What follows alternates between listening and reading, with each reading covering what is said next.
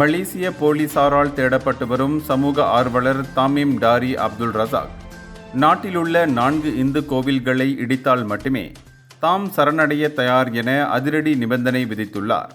தற்போது சவுதி அரேபியாவில் இருப்பதாக நம்பப்படும் அவர் தனது சமூக ஊடக பதிவின் வாயிலாக இந்த சர்ச்சைக்குரிய கோரிக்கையை முன்வைத்துள்ளார்.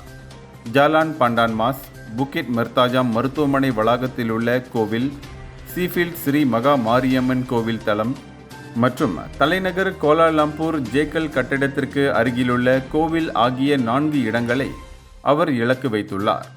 லங்காவி ஸ்ரீ மகா முனீஸ்வரர் கோவிலின் சூலத்தை சேதப்படுத்திய குற்றச்சாட்டின் கீழ் குற்றவியல் சட்டம் பிரிவு 295 கீழ் அவர் மீது வழக்கு பதிவு செய்யப்பட்டுள்ளது. மதம் சார்ந்த தூண்டுதல் நடவடிக்கைகளில் ஈடுபட்டதாக குற்றம் சாட்டப்பட்டுள்ள 4வரில் தாமீம் டாரியும் ஒருவர் என்பதை அரச மலேசிய போலீஸ் படைத்தலைவர் தான்ஸ்ரீ முகமது காலித் இஸ்மாயில் உறுதிப்படுத்தியுள்ளார். இந்தியர்களின் இதய குரல் மக்களோசை.